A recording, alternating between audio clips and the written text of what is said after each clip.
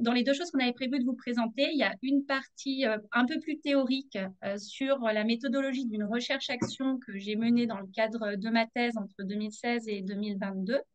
Et puis une partie vraiment pratico-pratique sur comment on bricole la participation ici au pôle santé Chambéry, qui est donc un pôle santé, c'est une maison de santé mais multisite, c'est-à-dire que sur un même quartier, on n'est pas tous dans une seule et même maison de soins, mais on est dans différents lieux.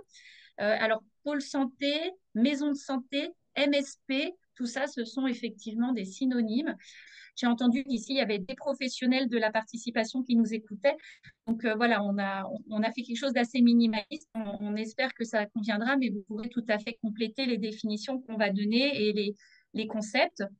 Ensuite, on parlera des effets de la participation. Alors, les effets qu'on a pu constater dans le cadre d'une recherche-action qui s'est faite dans le cadre de ma thèse de santé publique sur un dispositif participatif qui s'appelle Impact, qui a été mené dans 9 quartiers populaires de 9 régions de France. On vous parlera aussi des leviers des pratiques participatives, c'est-à-dire ce qui motive les acteurs à participer sur les territoires des QPV. Et puis, on terminera par les enjeux actuels, en fait, de cette participation en santé que nous, on appelle participation en santé de proximité. On a repris une définition de Marion Carrel, qui est sociologue, qui est une définition qui date de 2013. Pour nous, la participation, c'est un processus par lequel un individu ou un groupe acquiert les moyens de renforcer sa capacité d'action à la fois individuelle et collective. Et c'est une notion qui, pour nous, est très interreliée en fait avec la question de l'empowerment, qui est un ensemble de pratiques qui est caractérisé par la recherche d'un processus d'autonomisation des usagers et une transformation des relations entre ces derniers et les professionnels. Donc, on voit que tout ça est aussi lié aux notions de pouvoir d'agir. Et bien sûr, quand on parle d'autonomisation, on parle bien entendu d'un processus pour la personne et non pas d'une injonction d'autonomie. Je tiens à clarifier, bien sûr, tout de suite ce risque d'interprétation qui n'est pas du tout le sens de notre propos. La participation en santé de proximité, plus particulièrement, donc on resserre un petit peu, hein, on parlait de participation en général, là je viens sur le concept de participation en santé de proximité. On a retenu une définition, Pablo, qui du coup date de la synthèse que tu avais faite des rencontres. Oui, donc des rencontres nationales donc de maisons de santé et centres de santé en quartier populaire qu'on avait co-organisé avec la place santé à Saint-Denis en 2017 à Chambéry. Et donc, on avait établi voilà, une synthèse de ces rencontres, hein, à la fois quelques éléments théoriques, du partage d'expériences de centres de santé, de maisons de santé qui avaient mis en place des pratiques participatives. Donc, voilà, on pourra vous les partager, vous les retrouver sur le site internet du pôle santé Chambéry, entre autres. Et donc voilà, on avait défini, donc il y a une définition de la participation en santé de proximité. Donc l'idée que ça va de la relation entre un médecin et un patient, donc à la fois le lien au niveau, voilà, le lien individuel entre le patient et le médecin, où la question de la participation se pose, donc de l'échelle du soin, mais ça va aussi jusqu'aux questions relatives à la vie dans la cité, donc dans les quartiers en particulier, et aux déterminants de la santé, qui sont par exemple l'accès à un logement, à l'emploi ou encore aux activités culturelles et sportives. Donc, on voit déjà là le lien entre la participation en santé et le partenariat. Exactement. Et donc, si vous voulez bien, en tout cas pour aujourd'hui, pour que ça fasse consensus au moment du webinaire, on considérera que quand on emploiera les termes pratique participative, ça équivaut à participation en santé de proximité, qui signifie en fait la même chose que santé communautaire dans les soins de première ligne, qui du coup est un mouvement en fait qui date de la fin des années 2000, début des années 2010 dans les QPV en France et qui est vraiment lié à un renouveau, hein. C'était un mouvement plus ancien de santé communautaire qu'il y avait dans les années 70-80, qui s'était un peu essoufflé et qui redémarre à partir, on va dire, des années 2010. Alors, je vais vous présenter un petit peu plus le cadre et l'objectif de l'expérimentation qu'on a menée pour définir justement ce que c'était que cette santé participative dans les soins de première ligne. Donc, on a échantillonné 9 maisons de santé qui étaient volontaires, qui ont participé d'ailleurs pour la plupart d'entre elles à ces journées dont parlait Pablo en 2017. Qui viennent donc de 4 régions de France différentes et 9 QPV. L'objectif, c'était de pouvoir comprendre et décrire les pratiques participatives dans ces maisons de santé, les évaluer les modéliser et en fait permettre leur transférabilité. Alors, la transférabilité, ça signifie de pouvoir implémenter sur d'autres QPV cette santé participative et idéalement d'être dans une dynamique de généralisation en fait des pratiques participatives. Donc, on s'est particulièrement intéressé à travers cette modélisation à le modéliser sous forme de dispositif en fait et qu'on a nommé dispositif impact. Impact qui signifie itinéraire médico-social, programme d'accompagnement sur un territoire. C'est une définition qui est large, mais qui est volontairement large justement pour ne pas enfermer les pratiques participatives dans une dimension ou une autre, parce qu'on va voir que les dimensions des pratiques participatives, elles sont vraiment variées. Si on s'attarde 2 minutes sur les caractéristiques de ces maisons de santé, on voit qu'elles étaient assez variables, avec des tailles qui pouvaient aller de moins de 10 professionnels à près de 50 professionnels et également la taille des territoires. Alors, ça peut peut-être vous paraître, enfin, ou pas, mais peut-être un peu gros pour des QPV. Alors, il faut savoir que c'est pas la taille du QPV, la taille des territoires, c'est la taille, en fait, c'est le territoire d'exercice de la maison de santé. Donc, une maison de santé qui va être composée de médecins et de professionnels paramédicaux on verra ensuite médiateurs santé, etc. Elle ne soigne pas que les habitants selon une zone géographique, mais on parle plutôt de territoire vécu, quartier vécu. Je sais que ça va vous parler. Et puis, il y a les zones aux alentours également, soit des zones rurales ou des zones urbaines qui peuvent tout à fait faire partie de la patientèle de la maison de santé. Dans ces structures, il y avait déjà, quand j'ai commencé ma thèse en 2016, quasiment systématiquement la présence d'un médiateur santé. Et il y avait systématiquement déjà la présence d'actions de prévention collective qui prennent différentes formes qu'on vous présentera ensuite. Il y avait moins souvent un diagnostic local de santé qui avait été réalisé par cette maison de santé au préalable, même si c'était présent dans plus de la moitié des cas. Et puis également, la gouvernance de la maison de santé était parfois participative, mais on voit que ce n'était pas la majorité des cas.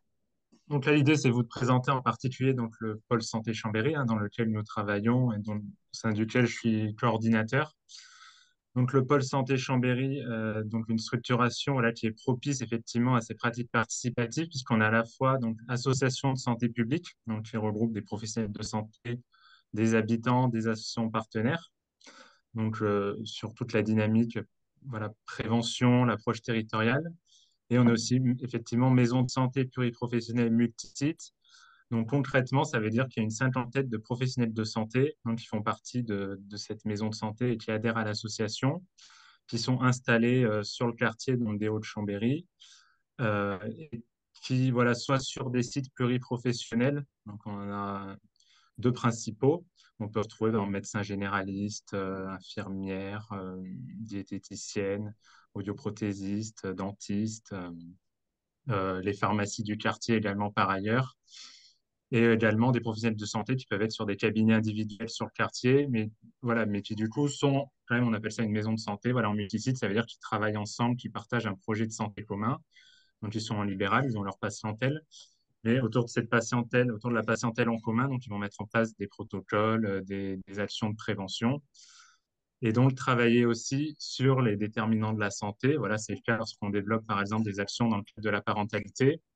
Du coup, on va travailler avec des partenaires pour travailler sur la question de la parentalité, au-delà de la santé au sens strict, voilà, que travailler l'alimentation, des choses comme ça. C'est aussi voilà, le lien social, voilà, et faire le lien entre les autres acteurs de la parentalité et les compétences des professionnels de santé pour apporter une expertise et de la prévention sur voilà, sur des champs de la santé au sens plus strict. Donc, un réseau de plus de 40 partenaires. Et donc, le territoire, donc voilà, on voit bien la différence entre la patientèle médecin traitant de la maison de santé, donc qui est autour de un peu plus de 5000, une file active un peu plus élevée, et le territoire de santé qui est de 20 000 habitants, puisque donc au niveau du territoire, donc à la fois des Hauts-de-Chambéry, mais au sens large, le QPV au sens large, et sur un autre territoire de Chambéry, donc qui est Biolay-Bellevue, on a la mission de coordonner l'atelier santé-ville, et effectivement de travailler sur la dynamique promotion de la santé, sur les déterminants de la santé. Et donc, il y a toujours un lien, un partenariat sur toutes les actions qui se fait entre le réseau associatif, la dynamique de prévention et les acteurs du soin, les professionnels de santé qui vont s'investir dans les actions de prévention notamment. donc le dispositif Impact dont on a parlé. Et on est effectivement, voilà, souvent sur des dispositifs innovants et donc notamment dans des expérimentations article 51. Donc, qui sont des expérimentations d'innovation du système de santé. Notamment, on expérimente d'autres façons de rémunérer et de financer les actions de santé et les parcours de soins. Donc, notamment, je vais peut-être vous parler structure d'exercice coordonné participatif, donc le SECPA, donc qui consiste à voilà, expérimenter des moyens pour mettre en place de la santé participative en maison de santé. Là, Pablo vous a présenté juste avant les caractéristiques de comment en fait la santé participative a été développée au sein du pôle santé Chambéry. Donc, on a fait un zoom en fait sur l'une des 9 maisons de santé de l'étude. Et là, donc, je reviens sur l'étude des 9 maisons de santé et des résultats donc, de la thèse. Les, quelles sont les formes en fait que prennent ces pratiques participatives? Donc, elles sont principalement sous 4 formes. Les diagnostics locaux, donc c'est quand les habitants sont consultés sur les besoins de santé du quartier et les ressources. Ça prend aussi la forme de consultation longue, par exemple, dans les soins médicaux ou de s'attacher à avoir recours à de l'interprétariat, d'avoir aussi des pratiques médicales et paramédicales beaucoup plus éducatives avec une circulation des savoirs en santé entre les éducateurs soignants et les patients. Tout ça dans un mouvement en fait de retour d'une médecine sociale dont je vous parlais tout à l'heure, hein, qui s'était un peu éteinte au début des années 2000 et qui renaît un peu de ses cendres là depuis quelques années. Il y a aussi tout le temps des activités de prévention avec des ateliers, des groupes de parole, des stands sur les marchés, des liens avec, par exemple, les centres socioculturels aussi qui sont très présents. Et dans la gouvernance, quand les habitants ou patients sont présents dans les espaces de décision, eh bien, c'est soit sous la forme de co-décideurs dans le cadre de leur propre parcours de soins, hein, c'est-à-dire que ce n'est plus le médecin qui décide à leur place, mais c'est une co-décision, y compris dans les réunions pluriprofessionnelles qui concernent la santé du patient. Et puis également, à un autre niveau, dans le fonctionnement du dispositif Impact ou dans le fonctionnement carrément de la maison de santé, de faire une place pour la gouvernance par les patients ou les habitants. Donc, concrètement, en pouvant adapter les statuts, par exemple, associatifs, pour qu'il y ait un collège habitant et permettre une adhésion aussi, hein, pour une somme modique, symbolique, au pôle santé, par exemple, à la maison de santé. Je trouvais intéressant d'abord de vous parler des effets de la participation en santé qui ont été prouvés à large échelle, à l'échelle internationale. Parce qu'en fait, on sait que les pratiques participatives en santé sont favorables en fait à un grand nombre d'effets, notamment sur la qualité des services en santé, des pratiques professionnelles, sont favorables à la santé individuelle et collective. Hein, depuis 2006, il n'y a plus besoin de le redémontrer, hein, la preuve formelle a été faite. Et c'est également reconnu comme une fonction clé de l'équité en santé depuis 2019. Donc là, vraiment, la plus-value de cette thèse, c'était de dire, OK, mais dans les soins de première ligne en France, le mouvement participatif dans les maisons de santé, qu'est-ce qu'on peut en attendre? Quels en sont les effets? Donc là, on s'est intéressé plus précisément aux effets du dispositif Impact dans le contexte bien précis de nos QPV en France et de nos maisons de santé. Alors, un petit mot sur Impact pour que vous compreniez bien de quel dispositif on parle. Pour quels effets? Donc, dans le modèle Impact, il faut forcément qu'il y ait de la médiation en santé, que cette médiation en santé, entre autres, elle passe de l'aide administrative pour l'accès aux droits en santé. Il faut qu'il y ait des thérapies complémentaires. Là, je vous en ai cité que quelques-unes, mais il peut y en avoir vraiment beaucoup. La réflexologie, des thérapies, voilà, sophrologie, etc. Des ateliers cuisine. Il faut qu'il y ait en place des outils qui favorisent la parole des patients. Alors, ça peut être très varié, hein, par exemple, une boîte à idées à l'accueil, par exemple. Il faut plusieurs outils pour que ça fonctionne. Également, qu'il y ait une place pensée pour les patients dans le fonctionnement et la vie de l'équipe. Et puis, des temps collectifs qui soient en place et bien identifiés. Donc, la maison de santé peut s'impliquer dans des jardins partagés, dans des activités portes ouvertes, dans des ciné-débats, pour n'en citer que quelques-uns. Mais en tout cas, il faut vraiment que toutes ces dimensions, elles soient en place pour produire les effets qu'on va vous présenter.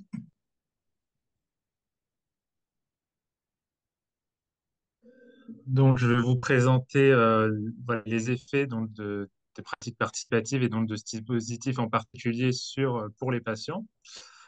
Euh, donc, c'est une évaluation qu'on a menée en 2019-2020. C'est accompagné par le dispositif Émergence de promotion santé. Donc, c'est un accompagnement à l'auto-évaluation. Donc, on a mis en place plusieurs outils hein, pour évaluer les aspects qu'on souhaitait.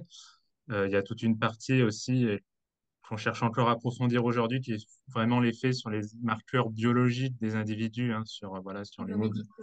ouais, médicaux, voilà, sur l'hémoglobine glyquée, voilà, sur différents résultats, sur la masse musculaire, etc. Donc là, c'est pas sur ça qu'on va approfondir aujourd'hui.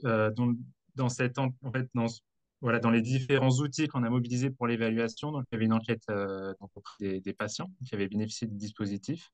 Donc, on a pu passer cette enquête auprès de 90 patients, ce qui est un nombre, voilà, par rapport au nombre de patients concernés sur l'année de l'évaluation, qui était quand même voilà, un bon résultat d'avoir pu avoir les résultats du questionnaire pour 90 patients.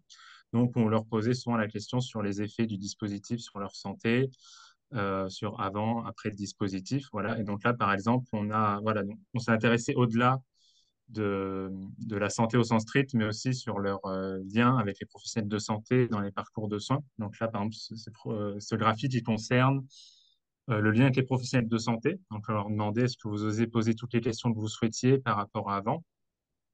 Et donc, on voit bien que effectivement, les personnes disent, après le dispositif, se sentir encore plus à l'aise pour poser les questions souhaitées aux professionnels de santé, donc dans leur lien avec les professionnels en général. On voit aussi que la situation n'était pas non plus catastrophique avant le dispositif, d'après les retours des patients. Il faut savoir qu'au-delà du dispositif de l'accompagnement impact, les personnes, elles sont dans le cadre d'une maison de santé et elles sont déjà en lien avec des professionnels de santé qui ont fait le choix d'être en quartier populaire et qui ont déjà certaines pratiques et une certaine approche. Donc, c'est vrai qu'on fait des focus group avec les patients. Euh, tout les retours qu'ils font, c'est voilà, il y a forcément un lien différent avec leur médecin généraliste en QPV que quand ils vont voir un spécialiste au centre-ville, etc. Voilà, après, chaque professionnel a ses pratiques, mais ne serait-ce que dans les outils, les dispositifs, l'accueil qui est mis en place, il y a forcément des outils qui sont déjà spécifiques en maison de santé, en quartier populaire. Euh, la question du lien social, donc ça, c'est aussi un des effets du dispositif, donc c'est que les personnes disent se sentir moins isolées à l'issue de l'accompagnement. Voilà, grâce entre autres à tous les ateliers collectifs qui sont mis en place, les groupes de parole, voilà, oui. Il y avait vraiment une notion de pouvoir d'agir collectif. Ça veut dire notamment autour de certaines pathologies ou de certaines problématiques, ils prennent conscience qu'ils ne sont pas seuls et que d'autres souffrent de la même façon et ils font du lien avec d'autres personnes. Avec quand même un enjeu qui est la sortie du dispositif d'accompagnement et qui est comment ce lien social il est maintenu à la sortie. Donc ça fait partie aussi des enjeux qu'on a, c'est comment maintenir le lien social et comment faire du partenariat, par exemple, avec des groupes et des offres qui peuvent être sur le quartier, par exemple, dans les centres socioculturels, et que les personnes puissent aussi s'orienter sur ces offres de socialisation au long cours. Les patients disent avoir une meilleure connaissance de leur état de santé, effectivement. Donc là, plus de 8 patients sur 10 qui disaient mieux connaître et mieux comprendre leurs problèmes de santé à l'issue de leur suivi. Donc à la fois grâce au groupe d'éducation thérapeutique, au temps individuel avec les professionnels de santé.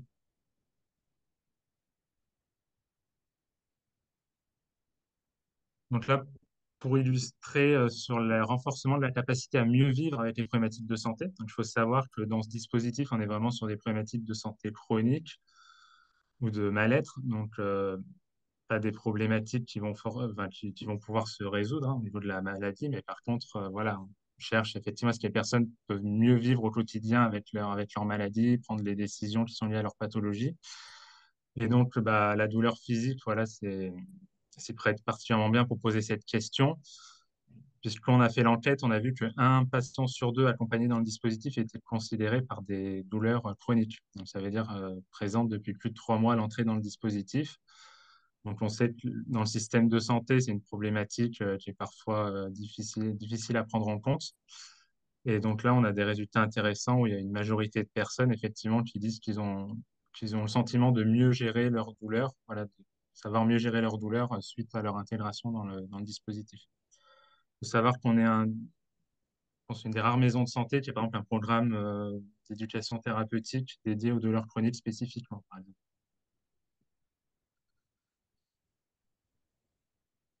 Et donc, pareil, hein, on a posé la question sur l'état de santé global. Donc, voilà, puisque vraiment l'intérêt et ce qui est recherché dans le dispositif, c'est d'accompagner les personnes au-delà des marqueurs biologiques sur leur état de santé au sens large, donc sur leur morale aussi, sur leur bien-être global, et à leur santé physique et à leurs autres problématiques. Et donc, voilà, voilà, près de 6 patients sur 10 qui disent se sentir mieux, avoir un meilleur moral suite à l'accompagnement dans le dispositif. Sachant qu'en plus, voilà, on pose cette question, mais il peut y avoir plein d'événements de vie qui peuvent impacter au-delà du dispositif. Donc, ça reste quand même intéressant qu'il y ait une majorité de personnes qui ressentent un effet du dispositif en tant que tel. Donc là, on a vu les effets sur la santé des personnes, qui sont des effets à la fois sur la santé physique et la santé mentale des pratiques participatives qui sont menées dans les maisons de santé des QPV. Il faut savoir qu'il y a aussi des transformations sur les pratiques professionnelles.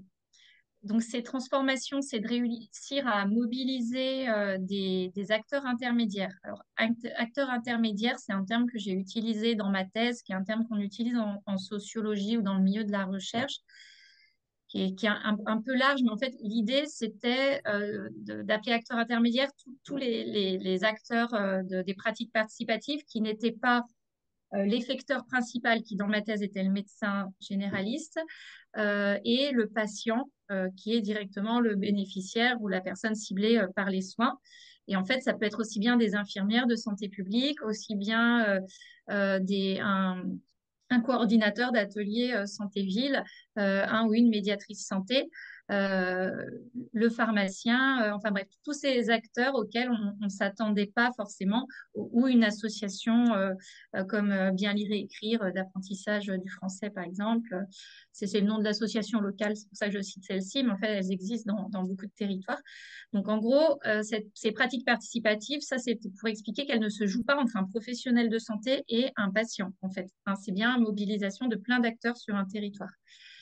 L'hybridation des savoirs, c'est-à-dire qu'il y a les savoirs professionnels, les savoirs d'expérience, qui sont plutôt les savoirs qu'on appelle profanes ou des habitants, enfin bref, et donc de pouvoir en faire quelque chose, d'un savoir supplémentaire en fait. Et ça, c'est aussi ce que produisent ces pratiques. Ils font du coup sur ces QPV où on a mené cette expérimentation, mais il y a des programmes innovants qui ont pu voir le jour. C'est-à-dire que du coup, les QPV sont plus uniquement des lieux de stigmatisation ou de défavorisation, c'est aussi devenu des lieux d'innovation pour le système de santé. Et notamment par l'émergence de nouveaux partenariats locaux. Et ça, c'est vraiment intéressant parce qu'on voit que dans des territoires qui sont plutôt déficitaires au niveau des services en santé par rapport aux autres territoires, hein, qui sont le siège d'inégalité sociale et territoriale de santé. En fait, sur les maisons de santé, sur les QPV, pardon, où il y avait ces maisons de santé engagées dans des pratiques participatives, on a vu émerger des services en santé originaux, innovants, des soins aussi plus traditionnels. Et pour la plupart d'entre eux, ces QPV ne sont plus déficitaires en termes d'offres de soins et de services en santé. Donc, c'est un résultat non négligeable face aux difficultés de démographie médicale actuelle. Alors, pourquoi est-ce que ça fonctionne? On a vraiment eu besoin, dans le cadre de notre démarche de modélisation, pour pouvoir du coup être dans une dynamique de transférabilité de ce dispositif, il a fallu identifier ce qu'on appelle les fonctions clés, c'est-à-dire qu'est-ce qui fait que ce dispositif il fonctionne à tel endroit, et si on veut l'implanter sur un autre QPV dans un autre endroit, on veut que les effets favorables se reproduisent.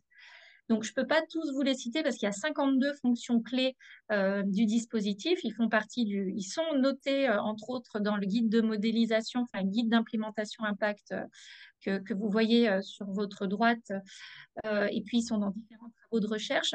Mais j'en ai ciblé quelques-uns, ne serait-ce que, par exemple, sur les conditions de facilité d'accès au dispositif dans les maisons de santé.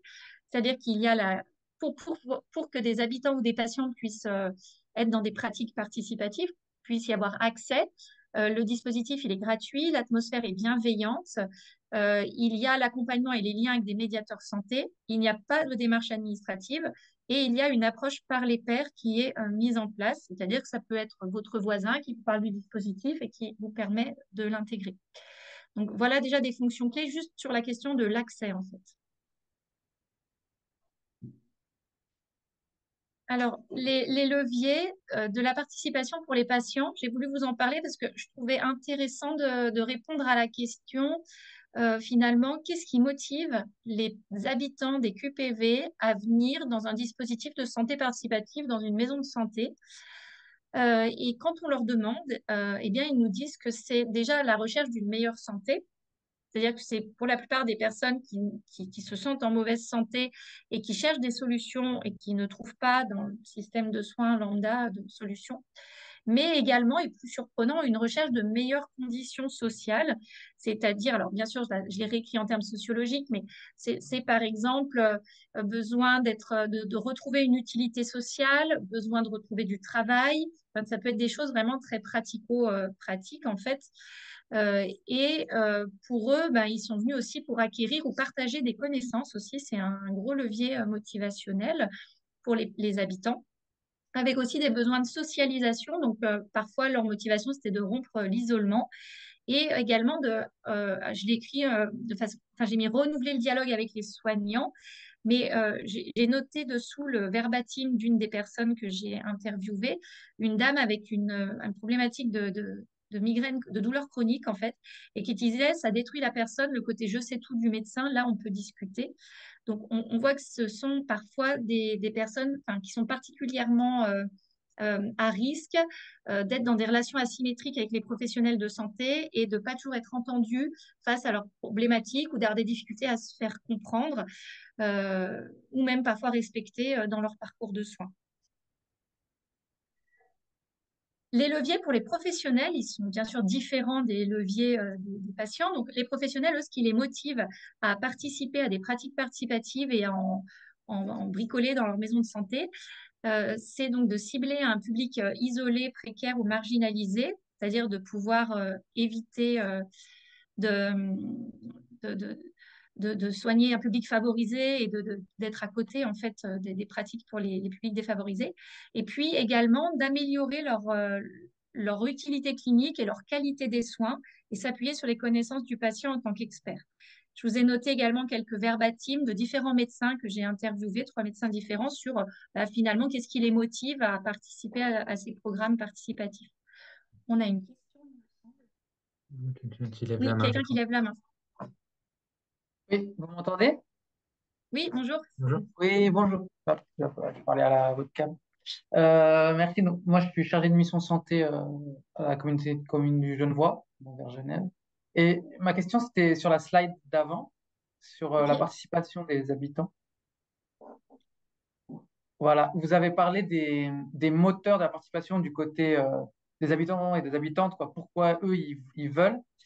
Mais moi, ce qui m'intéressait dans cette slide, c'était plutôt les leviers mis en place qui font que les habitants ont envie. Qu'est-ce que vous avez fait comme dispositif d'aller vers les groupes pour que les gens ils aient envie de venir parce que ils ont plein d'envie, par exemple rompre l'isolement, mais en quoi, qu'est-ce que vous avez pu mettre en place pour dire bah si tu viens, tu vas rompre ton isolement comme ça. Enfin, j'en sais rien, mais vous avez compris ma question, quoi.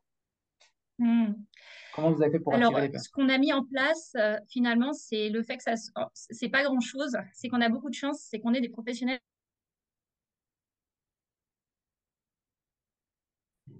Comment? Non. Oui, c'est que du coup, par rapport au recours aux soins, en fait, les personnes, on les voit. Alors, il existe à la marge un petit pourcentage de personnes qui ne va pas du tout être dans le recours aux soins.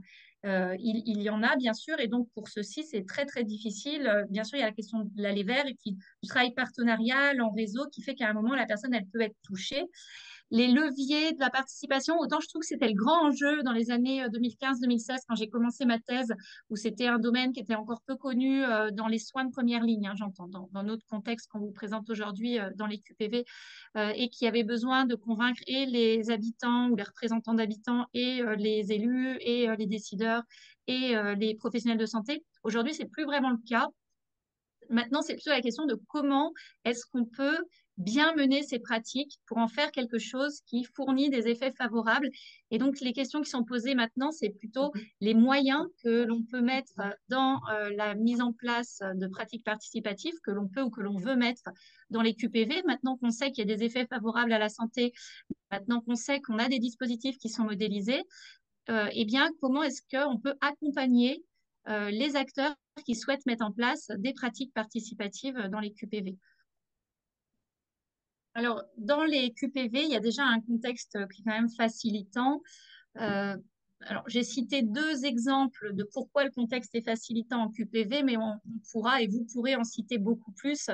J'ai voulu citer les ateliers santé sociale et territoriale de santé, des déterminants de la santé et bien souvent des pratiques participatives. Et donc, ça peut être des acteurs qui accompagnent les professionnels de santé, les maisons de santé, les centres de santé et les CPTS, qui sont des structures d'exercice en fait coordonnées sur certains QPV, pour développer la participation en santé. Alors, pourquoi est-ce qu'on a besoin d'acteurs, nous, les professionnels de santé? Tout simplement parce que dans notre formation initiale, on n'a pas du tout de formation aux pratiques participatives.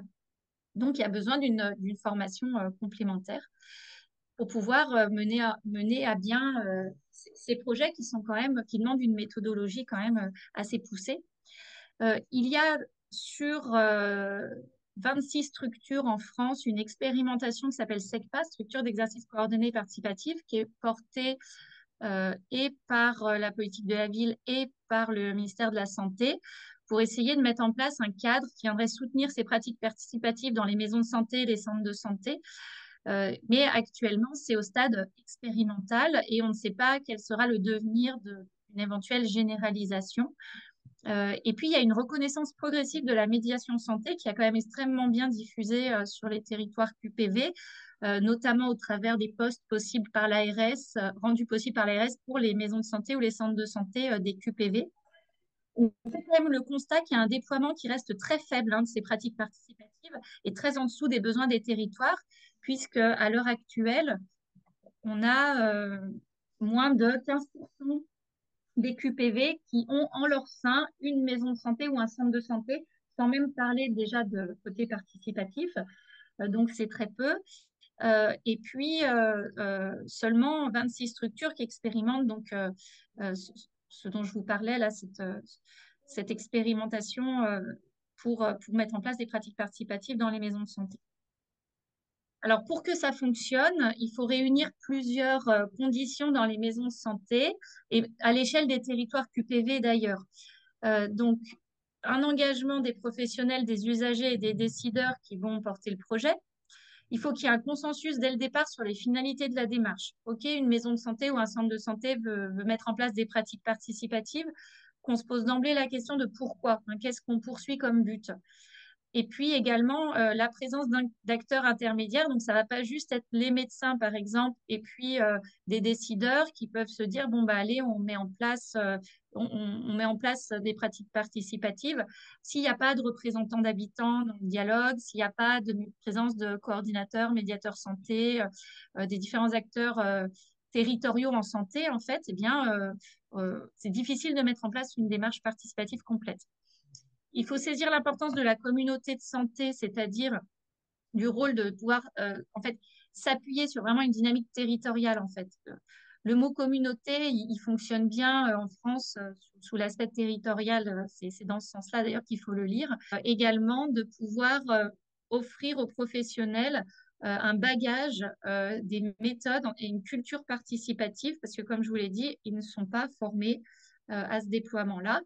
Et puis, dès le départ, il y a des habitants et des patients dans les espaces de décision aux côtés des professionnels. Dès le début de la démarche, dès le premier groupe de travail, on peut se tourner vers un conseil local, vers une structure de représentants patients comme France Asso Santé, par exemple. Donc, je vous le disais, l'enjeu central, c'est l'accompagnement méthodologique pour le déploiement des pratiques participatives. Le dernier volet de ma thèse de santé publique traite justement de ce sujet et on a mis en place une formation expérimentale. Donc là, on voit par exemple l'équipe de Roanne et l'équipe de Valence, enfin, d'un QPV de Valence et d'un QPV de Roanne, qui sont en train de suivre la formation au dispositif Impact. Et vous avez dans ces équipes des médiateurs, médiatrices santé, infirmiers, pharmaciens, médecins. Ça peut être aussi secrétaire médical, etc. Travailleur social, bien sûr. Donc, le contenu de la formation, qui est toujours au stade expérimental, donc on est toujours dans le cadre d'un projet de recherche, c'est de pouvoir déjà, de manière très concrète, comprendre quels sont les registres d'activité du dispositif, à quel moment on met en place ce dispositif de santé participative. Ça va être la construction du dispositif. Finalement, je suis une équipe, j'ai envie de construire ce dispositif. Comment je fais pour faire des parcours de santé participatif? Comment je partage l'information, la traçabilité? Enfin, on voit que c'est voilà, c'est une formation qui est très concrète. Euh, et comment est-ce que je mobilise aussi hein, l'équipe, les partenaires, puisque en fait, la participation ne fonctionne qu'avec du partenariat, du réseau. Donc, c'est comment je mets en place ce réseau. Euh, il y a un module, bien sûr, sur le développement du pouvoir d'agir individuel et collectif et sur la promotion de la santé, parce que, comme je vous le disais, les professionnels de la santé, mais enfin, du soin, en fait, ne sont pas formés initialement. L'importance d'avoir un lieu dédié, on n'en a pas encore beaucoup parlé, je pense qu'on en parlera peut-être un peu, Pablo, mais voilà, l'importance d'avoir un lieu dédié aux pratiques participatives identifiées par les habitants sur le territoire, c'est très important. Ça répond aussi à votre question sur l'aller vert, hein, d'avoir un lieu identifié, c'est aussi une forme d'aller vert. C'est beaucoup plus simple quand on a un lieu dans la proximité et qui est bien identifié plutôt que de devoir prendre plusieurs arrêts de bus, etc., se déplacer, sortir du quartier pour accéder à un service. Le développement, pardon. On parle aussi, bien sûr, donc du partenariat intersectoriel, je vous l'ai dit, et des modes de financement. C'est-à-dire qu'aujourd'hui, la santé participative dans les maisons de santé, les centres de santé, elle trouve en fait des financements, hein. Il en existe des plus ou moins pérennes, des plus ou moins complets. Il faut souvent faire un peu un puzzle de financement, mais il existe des enveloppes disponibles qui permettent de développer les dimensions du dispositif Impact.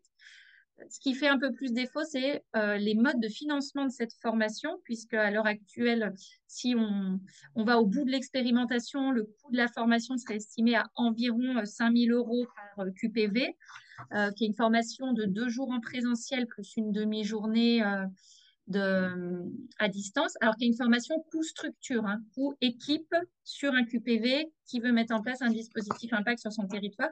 Et même si c'est une formation qui est portée par un organisme Calliope, il n'y a que la part pour ceux qui relèvent de l'OPCO, en fait, qui peut être pris en charge, puisque à l'heure actuelle, les professionnels de santé, nous avons un numéro RPPS et nous sommes soumis au DPC et non pas à l'OPCO. On est un petit peu à part dans le système. Donc, on ne peut pas bénéficier d'une prise en charge pour ce type de formation. Et de toute façon, il ne peut pas être pluriprofessionnel parce que chaque profession de santé, pharmacien, médecin, etc., a un DPC qui lui est propre.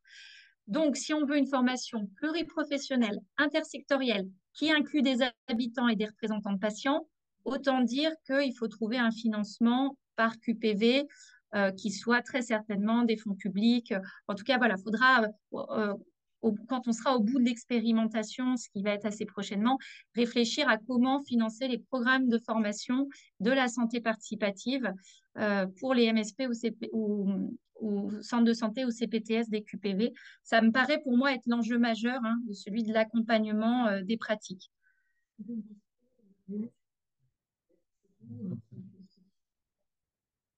Alors, la formation, oui, à l'heure actuelle, on est encore au stade expérimental, c'est-à-dire qu'on est en train de tester quelles sont les compétences qui doivent être développées, etc. Donc, c'est un projet de recherche en soi. Donc, les formateurs sont des chercheurs, en fait, à l'heure actuelle, des spécialistes de la participation en santé et qui participent au programme de recherche, des intervenants comme par exemple Pablo, mais d'autres aussi qui euh, ont l'expérience pratique de la mise en place de dispositifs participatifs. Par exemple, ce sont des acteurs des maisons de santé qui avaient participé, aux 9 maisons de santé qui avaient participé au programme de recherche sur modéliser la santé participative. Des ressources de formation, il en existe d'autres. Il y a par exemple un répertoire que je vous conseille qui a été publié par la DGOS et la CNAM sur les démarches participatives en santé de proximité. Donc, c'est un répertoire d'actions mises en œuvre. C'est très pratique, pratico-pratique. Ça reflète ce que les structures qui expérimentent en ce moment SECPA, structure d'exercice coordonné participative, ont fait au cours de l'année 2021-2022. Donc, je trouve ça très intéressant pour aller puiser des idées d'actions qui sont des actions développées dans plein de QPV, dans 26 QPV. Et puis, il y a également le HESP qui propose, donc c'est les hautes écoles en santé publique, ça se trouve à Rennes, et qui propose par exemple 3 jours de formation à la santé communautaire.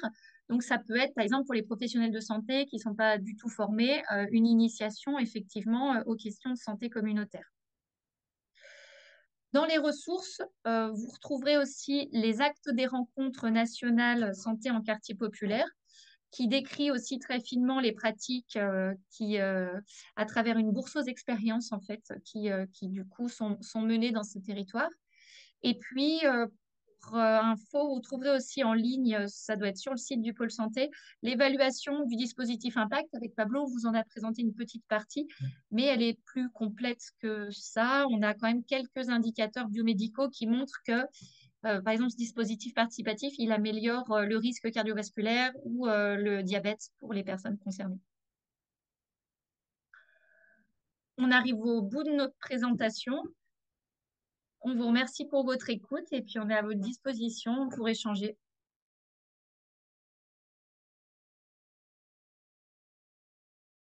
Alors, je représente la ville de Saint-Étienne. Je suis chef de projet en développement social et je travaille sur les quartiers sud-est de la ville. C'est un QPV. Son nom est bien quartier sud-est. Les quartiers sud-est, c'est le quartier le plus pauvre de la métropole stéphanoise. Donc, on est sur 54% de la population qui vit en dessous du seuil de pauvreté. Et pour faire le lien avec ce qui a été dit dans la présentation précédente, nous, on part de la participation pour traiter la santé, malgré nous. À l'inverse, vous avez traité la santé et ensuite la participation. Donc, on a intégré une expérimentation il y a 2 ans qui s'appelle Quartier Impact Collectif.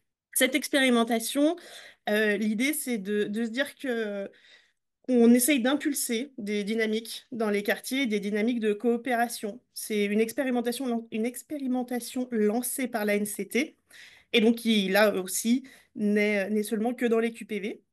Quand on a commencé, on était une dizaine de quartiers sur la France entière, donc une petite expérimentation. L'expérimentation avait commencé, elle, à Montréal depuis 2016 et elle est arrivée en France également parce que le bilan du contrat de ville était plutôt en demi-teinte sur la question de la participation dans les QPV. Pour entrer dans la démarche quartier impact collectif, il faut un trinôme, donc le délégué du préfet, le chef de projet en développement social, enfin politique de la ville quand il y en a un dans la collectivité, et puis la société civile, donc nous sur Sud-Est, c'est pardon, c'est un centre social qui fait partie du trinôme. Voilà, l'idée c'est que collectivement on essaye d'imaginer le changement. Donc on est bien sur une approche orientée changement et l'accompagnement des CRPV en fonction du lieu d'implantation. Donc l'impact collectif, il y a deux phrases importantes qui sont à retenir. Donc il n'y a rien à propos de nous sans nous, qui est bien la question de la participation des habitants, puisqu'on a un peu l'habitude de penser et de parler à leur place. Donc là, l'idée, c'est qu'ils soient intégrés tout au long de la démarche. Et puis, aucune organisation isolée ne peut parvenir à générer à elle seule des changements sociaux de grande ampleur. L'idée, c'est de se dire que tout seul, on peut avoir des grandes idées, mais qu'il est difficile de les mettre en place et de les réaliser quand on est tout seul. Donc, il y a la question de l'échelle de la coopération. Je fais vite, mais en gros, plus on coopère et moins il y a de rivalité. Voilà, les deux triangles inversés. Donc, je vais peut-être pas prendre énormément de temps là-dessus, mais l'idée, c'est d'essayer de se dire que peut-être, nous, à Sud-Est, quand on a commencé, on était dans une relation de coordination. Et aujourd'hui, on est dans la collaboration et on espère être dans l'intégration dans les mois, années à venir. Souvent, quand nous, on prend l'exemple du contrat de ville, mais souvent, les acteurs répondent très largement au contrat de ville et parfois pas de façon coordonnée, ce qui fait que chacun répond avec une idée géniale de son côté, une autre géniale, et puis parfois elles se percutent et elles vont pas dans le même sens. Et donc on est sur la question de l'action isolée. Alors que quand on essaye d'être en ordre de marche, d'avoir une vision, je vous expliquerai les mots plus tard, et d'aller tous ensemble dans le même sens, et ben dans ce cas-là, on est vachement plus coordonnés et on a beaucoup plus d'impact sur le territoire. Il y a 5 composantes dans l'impact collectif. Alors là, elles sont les unes sous les autres, mais en fait, c'est plutôt cyclique, c'est-à-dire il n'y en a pas forcément une avant l'autre. Donc, il y a la question de l'engagement inclusif sur le territoire. Donc, l'idée, c'est bien d'intégrer tous les acteurs, ou en tout cas une multitude d'acteurs sur le territoire, et avec plusieurs secteurs. On a l'habitude, nous, de travailler essentiellement avec les acteurs de l'éducation populaire. Et ben là, c'est de se dire que l'emploi, il est hyper important, la santé aussi, et que tous les acteurs qui font un territoire peuvent être là à ce moment-là. Et on va aller même plus loin dans la question, mais s'il y a un groupe de dealers au pied d'un immeuble qui pose question, problème, même au-delà de questions, eh ben, c'est peut-être comment il est possible de travailler avec eux, de travailler légalement avec eux, et d'essayer de les intégrer tous autant qu'ils sont à la démarche pour qu'on ait la vision des enjeux de tout le monde. Il y a la vision collective et le plan d'action commun, pardon.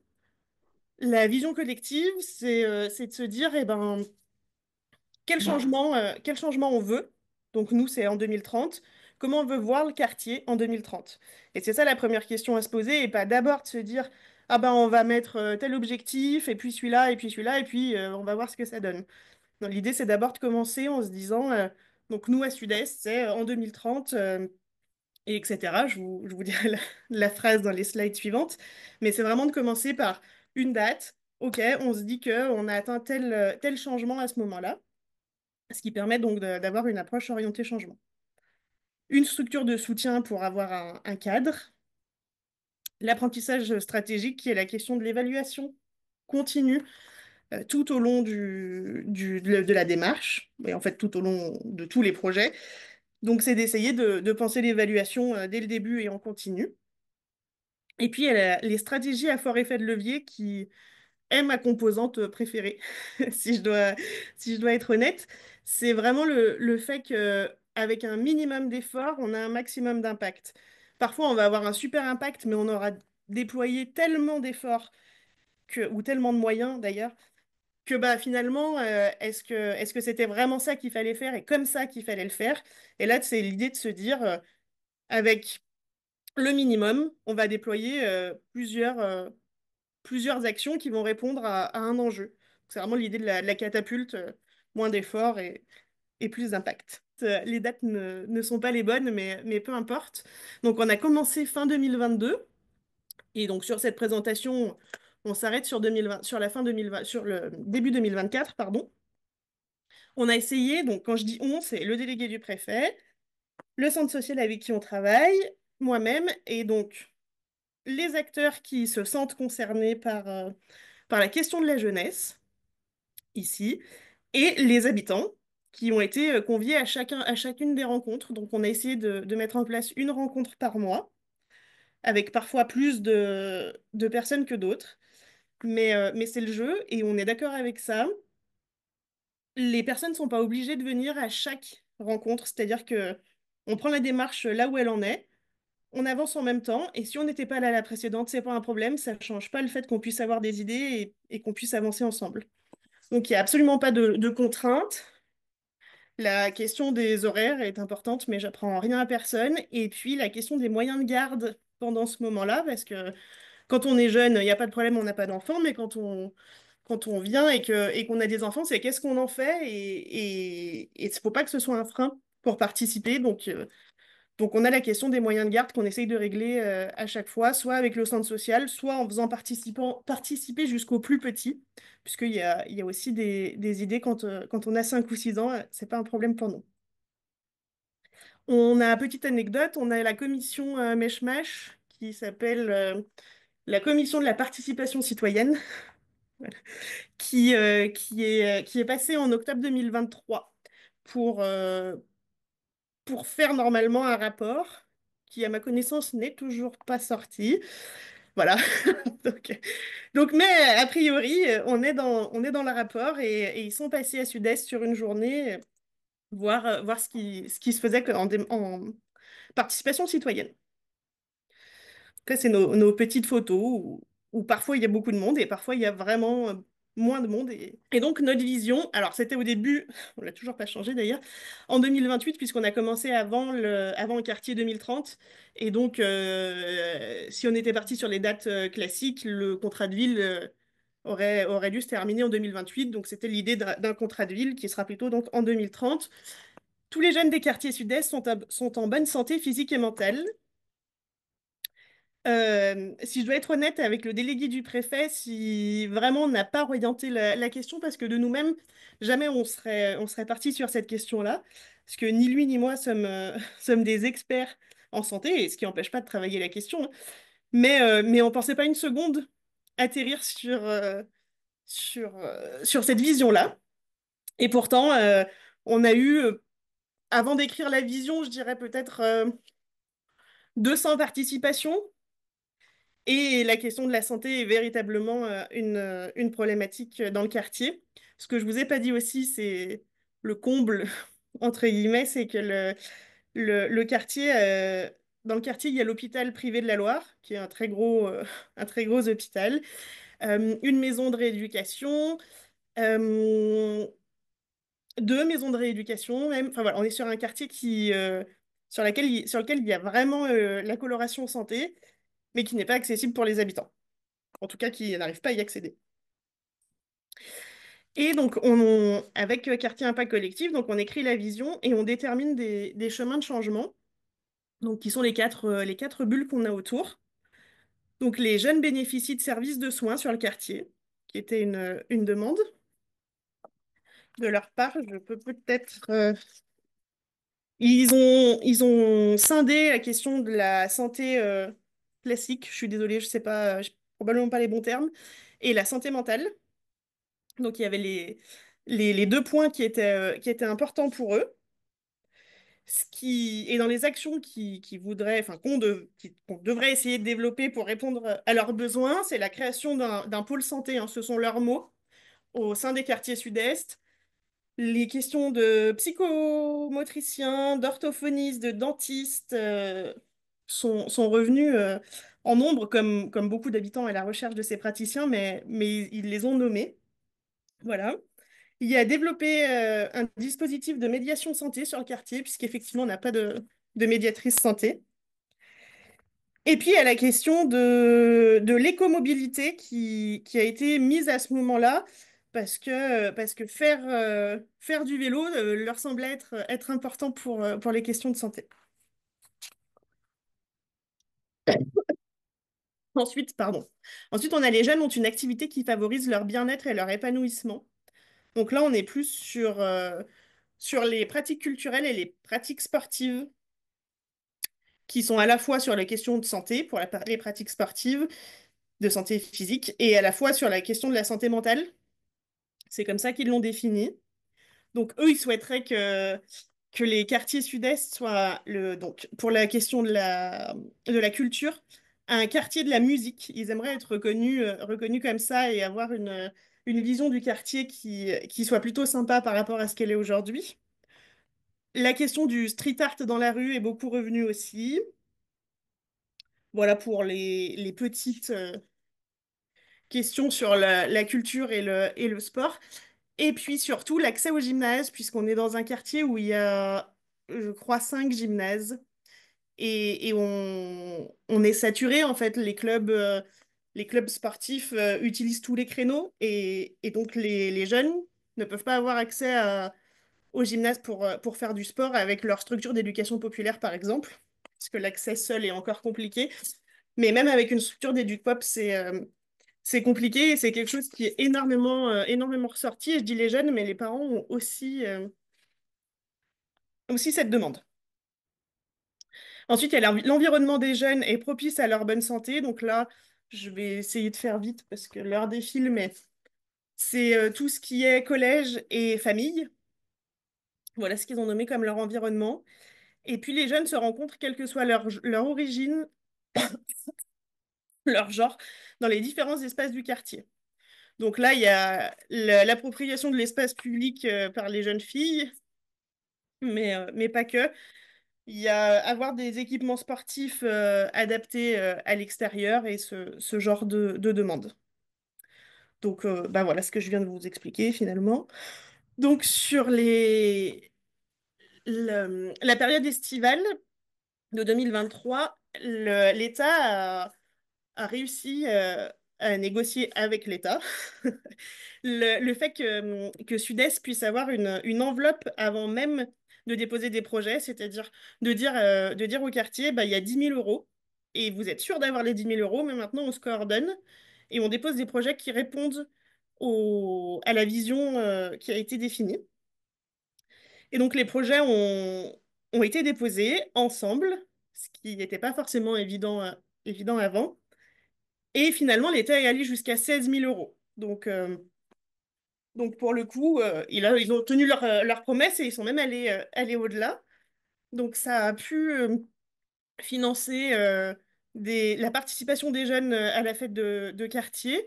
Ils ont fait venir un laser game. C'était la chose qu'ils voulaient le plus. Et on s'est dit qu'il fallait faire très attention avec la participation des jeunes parce qu'ils sont vraiment dans l'immédiateté.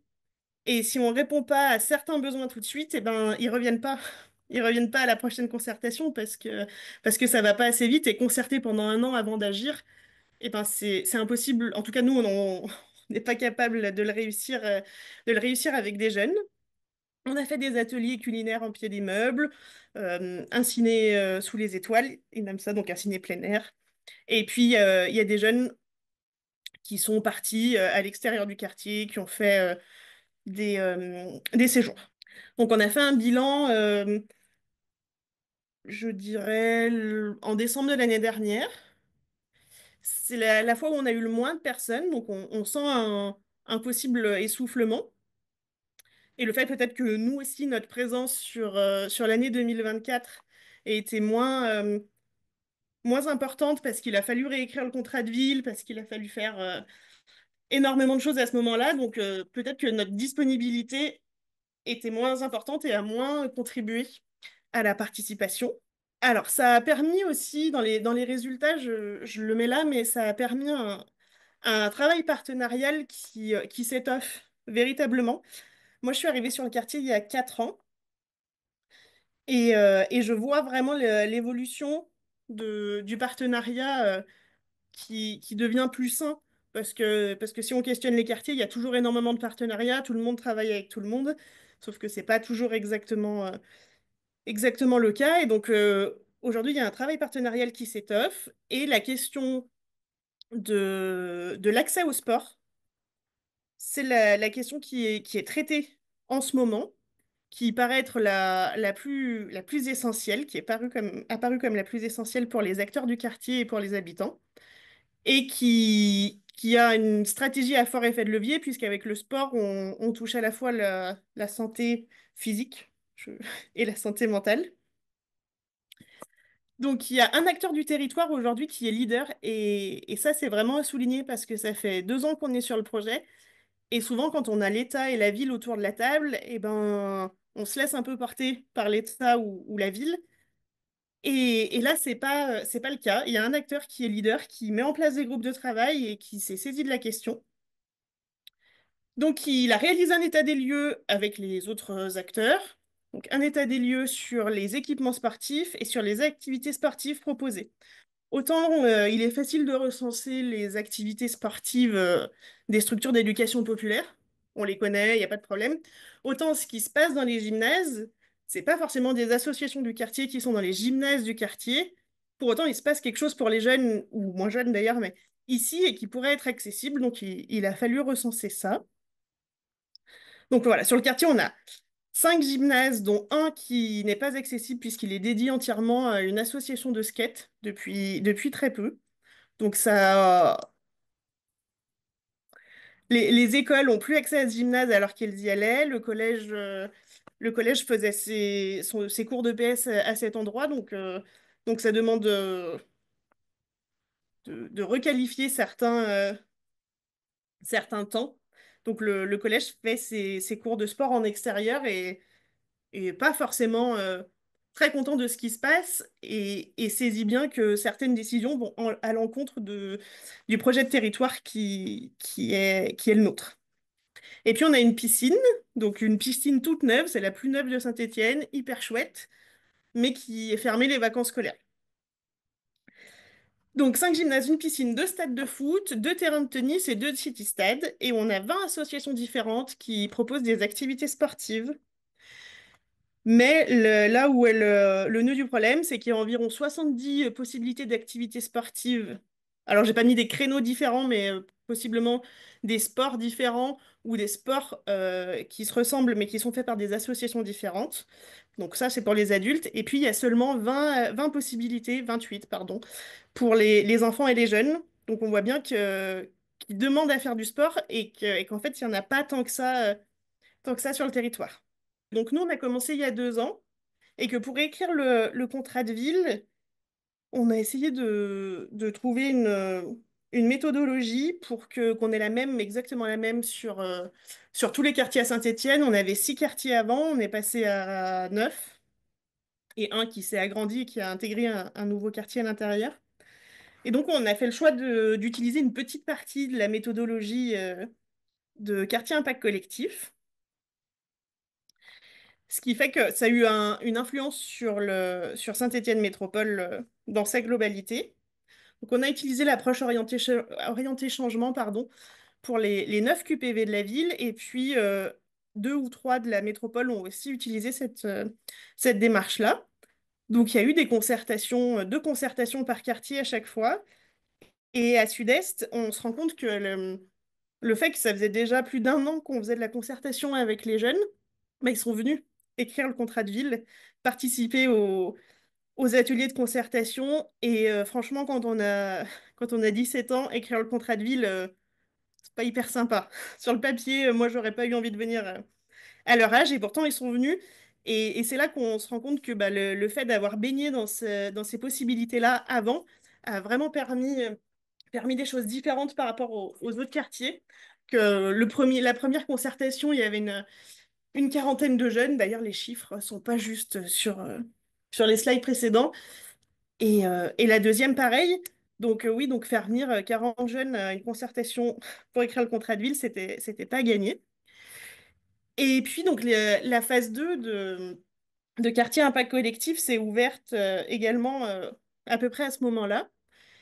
Et la question était de savoir si des nouveaux quartiers voulaient entrer dans l'expérimentation.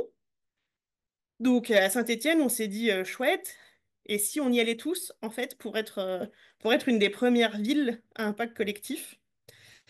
Donc on s'est dit, bah, on va essayer ça, sauf qu'à Saint-Étienne, on a des structures d'éducation populaire, des centres sociaux en particulier, qui ont des difficultés financières et aller à Paris, c'était pas jouable. Aller 3 ou 4 fois 2 jours à Paris, c'était vraiment compliqué.